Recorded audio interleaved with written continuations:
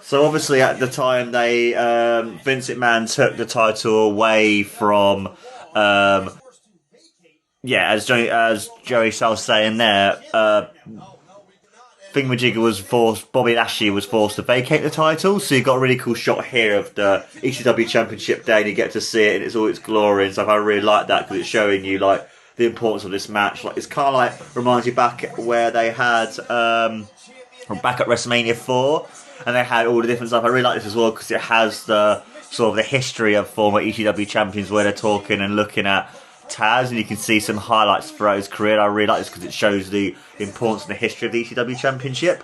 But going back to WrestleMania 4, I quite like because with this title, because obviously it's being vacated and crowning the undisputed ECW champion, I quite like it because it adds more to it and it makes the ECW Championship seem bigger and better and everything else really adds more importance and more like significance to the title and stuff. It's really cool.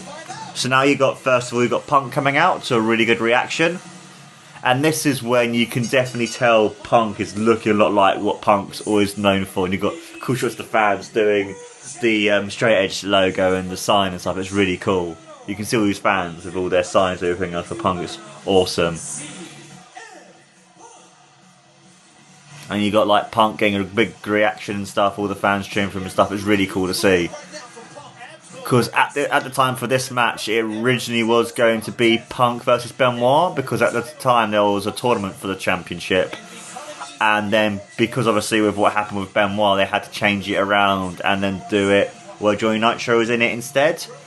And yeah, so bit of a weird situation that happened at that time, just because of how tragic that whole situation was, and you know.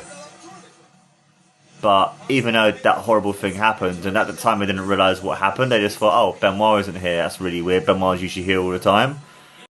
And then literally a couple of days later on, it ended up being where they didn't know, and then suddenly 2 days later on, it ended up being that Benoit actually killed his family and himself. So, yeah. It's just a very sad and horrible situation to happen, really.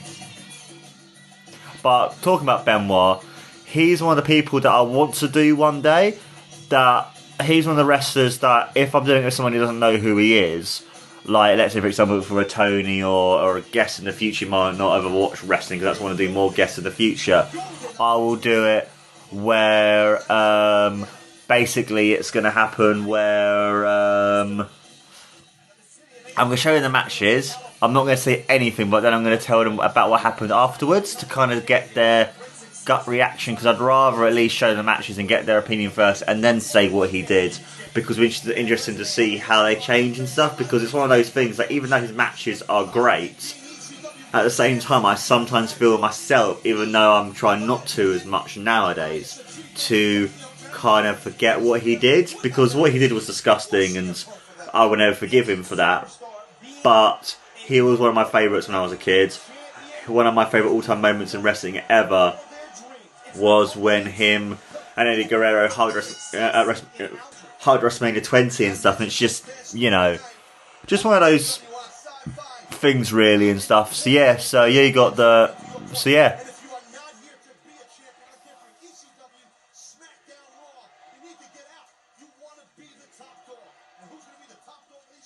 So you got these two, like, oh, that's really cool by Punk there with the great thingamajig.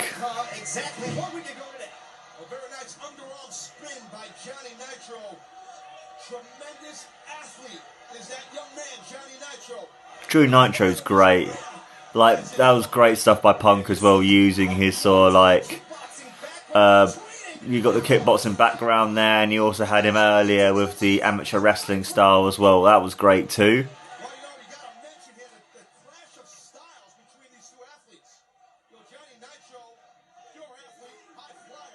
And it's quite cool to have the very distinctive ways of wrestling, because you've got Punk's the more sort of methodical, wear them down martial arts style, and you've got Johhny Nitro who's very much the same sort of like high flying sort of ness, which I find really cool. Because yeah, and obviously being a heel is like try to piss off Punk and stuff. So yeah. Ooh, beautiful move by Punk. Oh, that was a beautiful over the top splash by Punk there.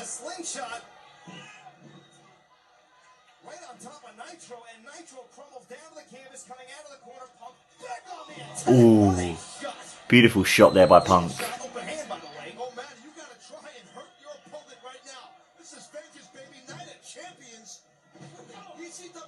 Ooh. Oh, that was a beautiful springboard. Beautiful move there.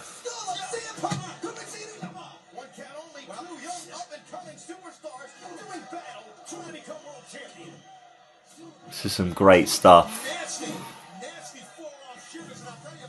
Like this is a replay of that beautiful move. Reminds me a lot of Cody Rhodes' move that he does.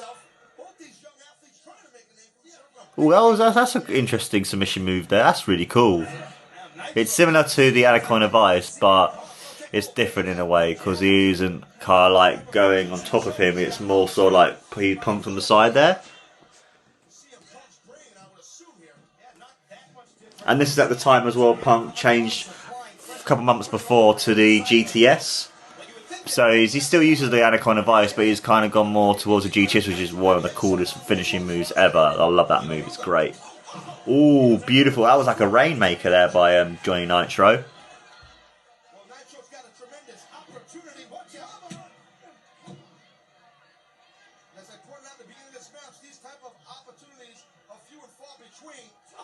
Ooh. Tough shot there by Nitro to Punk. Here's another point, Taz. At some point during the day, Johhny Nitro was told that he was going to be taking on CM Punk for the vacant ECW World Title. We got to wonder how many hours Johhny Nitro had to go and find footage of CM Punk. Oh, this is a beautiful submission. Beautiful.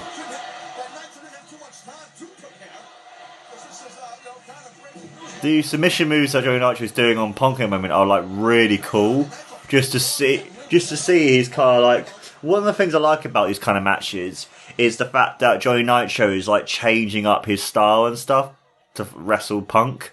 Like he isn't he's using some of his high flyingness, but he isn't using it all the time. He's using the sort of like submission moves. Jiu-Jitsu is obviously known for their submissions and that sort of thing. So it's really cool to see like Johhny Nitro doing that kind of stuff. And then also as well, you got him like attacking Punk's arm. Like all the submission moves that he's been doing have always been to the arm, so he's then wearing down on the arm as well. That's really cool to see. Like again, back to like a sleeper hold choke kind of move. Attacking the arm as well as Punk's neck too. And CM Punk not shy about being a fan of the original ECW. And CM Punk, I mean, quite frankly, one of the die-hard fans familiar with the 14-year history of the ECW World Title, which has a rabid cult following, quite frankly. Well, absolutely. And, I think either one of these athletes, Punk or Nitro, would fit So yeah. the ECW champion. Ooh, lovely. Ah, beautiful enziguri there by Punk. That was beautiful.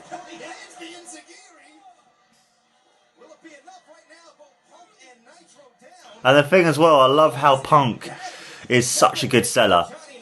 Because that's one of the things I like. It was really interesting listening to the whole Hulk Hogan interview of Steve Austin, that he was talking about how he was such a great seller and stuff and how to sell in the face. And I love how Punk, you can tell he's such a good seller just by his facial reactions and stuff. It's just brilliant.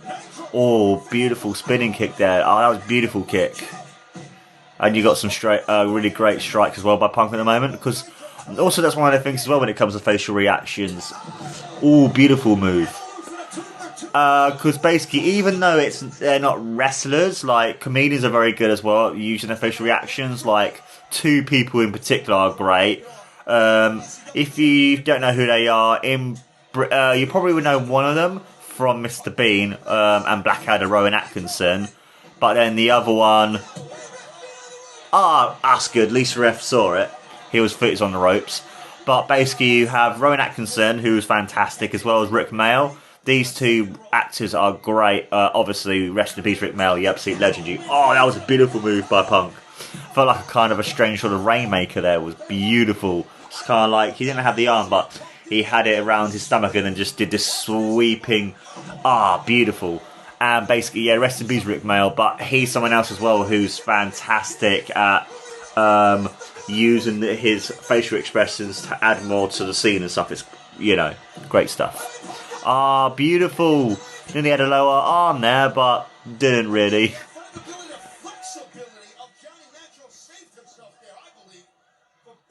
This is a great match. Beautiful strikes there by Punk, using his Muay Thai. The beautiful combination of the knee and the bulldog. I love CM Punk's tattoos as well.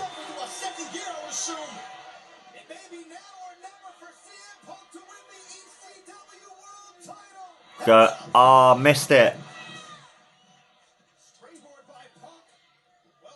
Missing the roll through there. Ooh.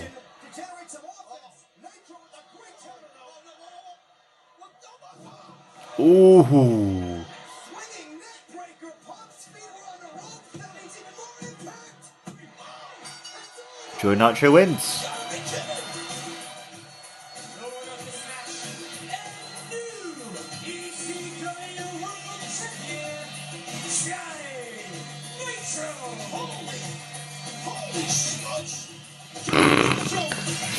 That's quite funny. You could hear Taz try not to say holy shit. Johhny Nitro, who's only been with ECW for a week and who wasn't originally scheduled to be part of this matchup, is the new kingpin of ECW. What a match. You can see the reaction from the crowd being like, okay, then that was weird, but okay. Johhny Nitro, victorious. Johhny Nitro is the new ECW World Champion. Oh my God, this is unbelievable. CM Punk on a roll. Was he ever? No. It seemed like Punk was holding him for a kill. But he missed this maneuver right here. Yeah. And this might have hurt him right here. This might have hurt him. Wide open. His feet on the rope. Quick by counter. That corkscrew neckbreaker.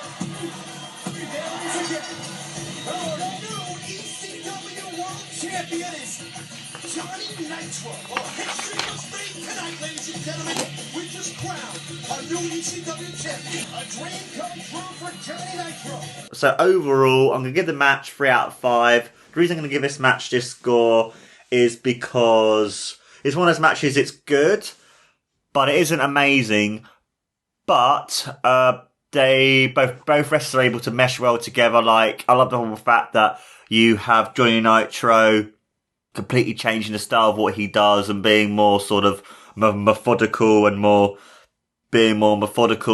sort of using his submissions and stuff. And I love the way how Punk is quite aggressive and the way that he sells is really cool as well. But it's also one of those matches I think is quite short, and even though it's quite short, they're still able to use that time to their advantage. And I believe as well, because even though the crowd were trying for Benoit, obviously besides everything that happened, I feel like that took away from the match too, because it feels like the crowd didn't really care what happened, and you can kind of doesn't really care what happens, and you can kind of see Punk and Johhny Nitro kind of being like, well, fuck you fans, we're going to wrestle anyway. And I kind of feel like that kind of hindered the match too, because I feel like a lot of the times the crowds make the matches even bigger and better and stuff. But it's one of those matches that I feel it's one of those things to kind of see the end of the Johhny Nitro character before he becomes John Morrison, as well as Punk starting to become more of what he is known to become and stuff, but also as well the start of their great rivalry too. This is a great match to start. So yeah, an alright match.